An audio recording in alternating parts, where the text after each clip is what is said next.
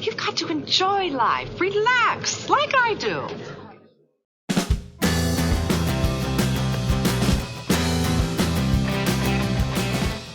Hello everybody, welcome back to the channel. Welcome to the channel if this is the first time you've been here. This is a tag video, but it's a tag video that came out of a discussion. So this is a video that's bouncing off something that Mark from Book Time with Elvis did. So Mark's got a really cool channel where he talks a lot about the classics, and he's got quite an eclectic taste, but also the kind of taste that definitely revels in older literature, and he's definitely someone that would have a very educated and interesting answer to the question of what makes a classic. So he did this video discussing what makes a classic, and obviously there are things that you would expect to be the answer, like that there's been enough time for them to be around for them to gain some kind of reputation and some kind of influence. They should really have some kind of comment or some sort of relevance to the human condition. They should have some sort of depth to them. And I think, what else did he say? I mean, everything he said was right. I think that you know, the distance between when they were published and the influence is really important, and the idea that they've got some depth to them. I think that's the main things really. So he was looking up the definition. I can't remember what source he went to. It wasn't an obvious source. It was I think it was a publisher that put up their criteria for what they thought made a classic, and they came up with 8 different prompts that he's turned into a tag. So it's a really interesting tag, and I have kind of cheated with one. Well, I say cheated. I've challenged the publishing industry to bend the rules a bit with one of my answers, but I've not.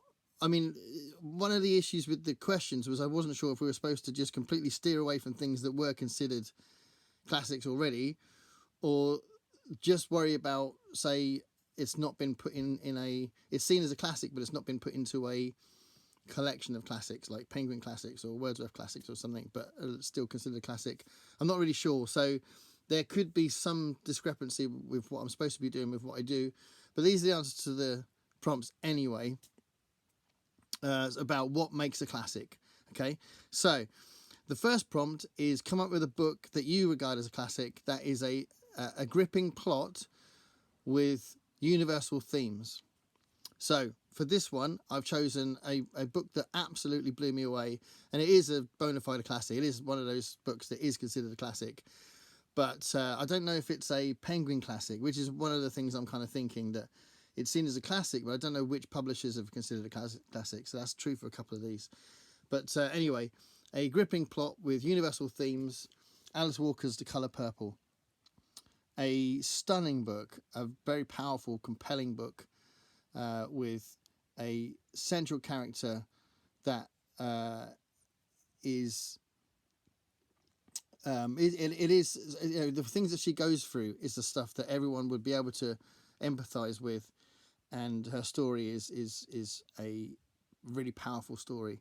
So The Colour Purple is my choice for number 1. Number 2, a subversive book. Okay, so a subversive book could be something that challenges the norm. If you went really fast and it was something like grotesque and horrific, then maybe it wouldn't really have any chance of really being considered a classic. So I didn't go down that road. Plus, there isn't that many books that I absolutely love that's that extreme. But I went for a book that I think is subversive, but it's because of the way it plays with class and how blatant it is with its allegorical tendency. And I'm going with J.G. Ballard's High Rise. So it probably, I don't know, when did it come out? Was it the 60s? 75. Came out in 75. So it's old enough to be considered a classic. And I think it is considered a classic, but I don't think it's been put into like a Penguin Classics or Wordsworth or anything like that. But anyway, High Rise, I think, is controversial. It is subversive because of the way it's so. It literally paints a very violent portrait of class struggle in a very allegorical way, because it's all about one high-rise block. So it's not in a conventional people against government kind of way, or any other kind of class conflict. So yeah, that's number 2. Number 3 is a book which defines a time. Oh yeah, a book. I've got some really strange writing there. I don't want what's that word. One. Oh yeah, one which defines a time and a place really well. I think that's a really interesting one. So a classic book that you think defines a place and a time really, really well. And I straight away I thought of this book. I think it's the power of this book is the way it defines, the way it portrays a particular landscape, if you like, the characters of the landscape as much as the images that are conjured up by the text. It's an incredibly great writer, but possibly my favourite book by him.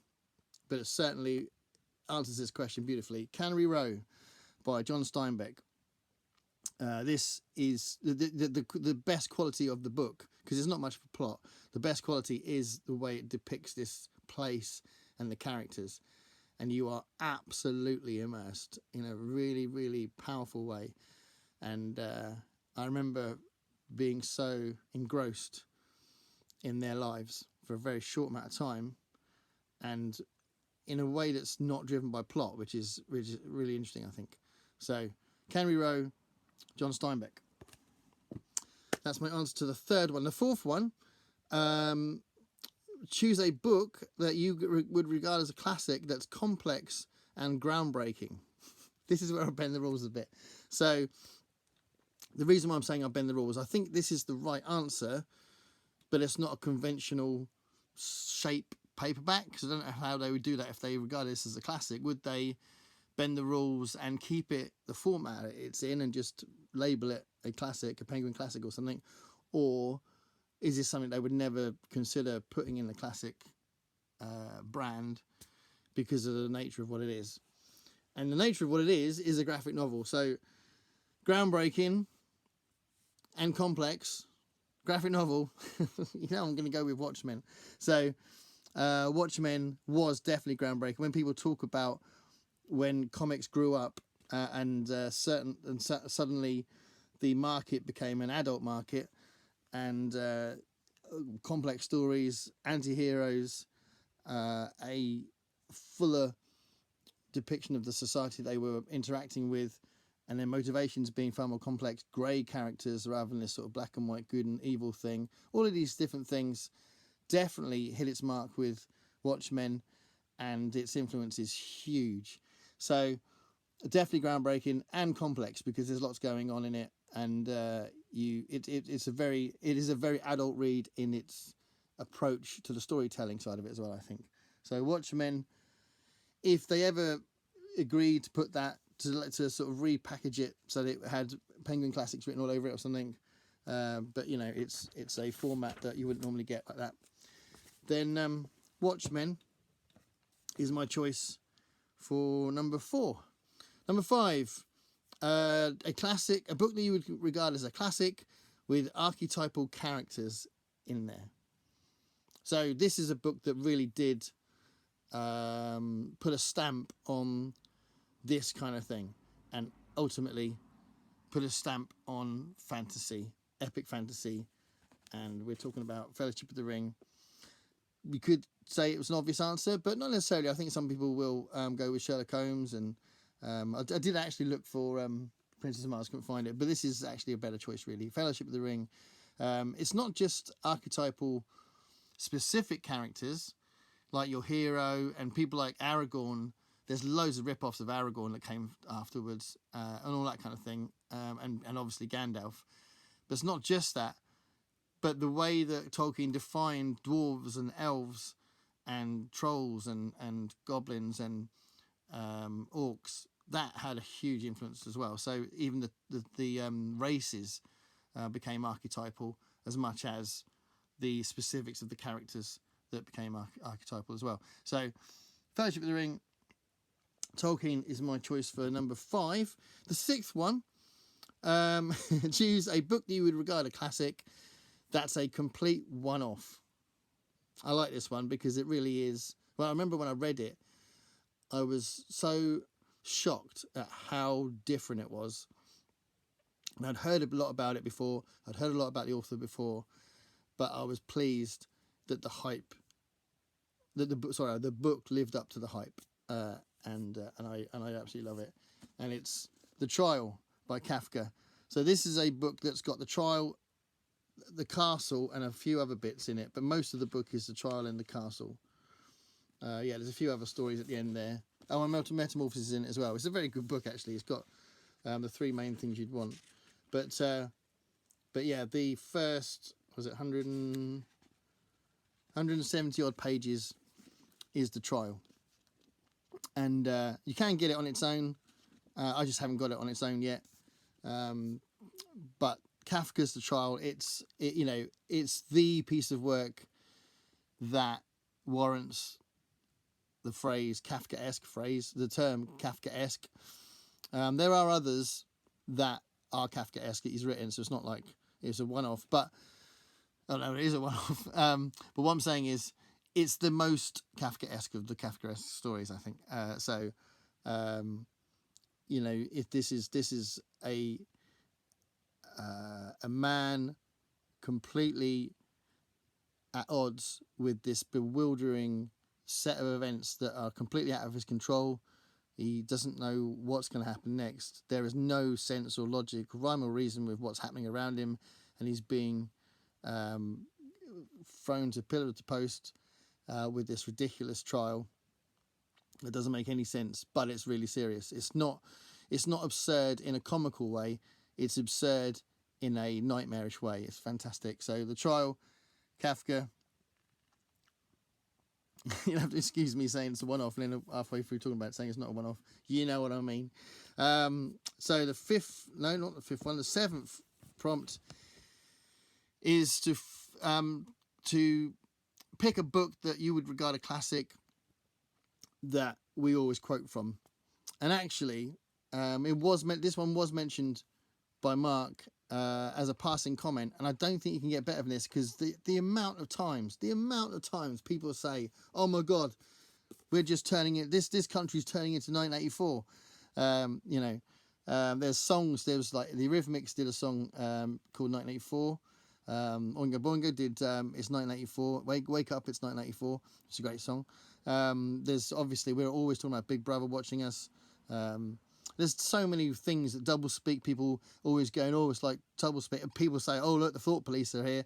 The things that people have referred to from this book all the time. It's constantly being quoted, and the classic books. So there are other things that are being quoted a lot, but as far as classic books go, I think this is, from what I can see around me and hear around me, this seems to be the most quoted book around. So going with that one.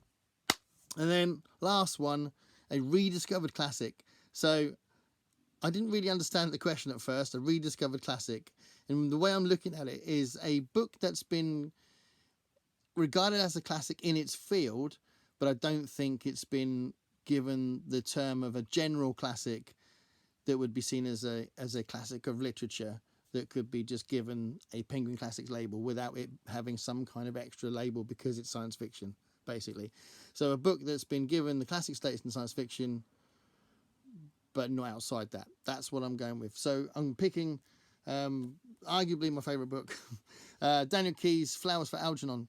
A really powerful book, a really interesting book.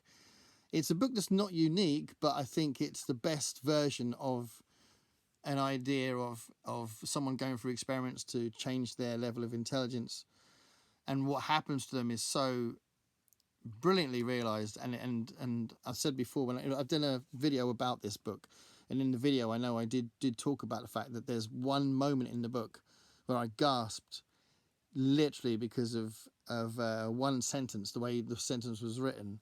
was so powerful. And it's just such an interesting book for lots of reasons. But I think it could be rediscovered and given a general classic status that goes beyond the fact that it's science fiction. So clearly SF Masterworks quite happy to call it classic, but it's generally a classic, I think. So there we are. That's my response. I quite enjoyed thinking about what I would pick, and looking at the list, it does go through different things. There's lots of genre stuff in there, but there's lots of things that aren't. Don't know. What do you think of those books? Do you like those books? Are you tempted to read those books? Are you tempted to reread those books? Thanks a lot for watching. Thanks, Mark. Bye.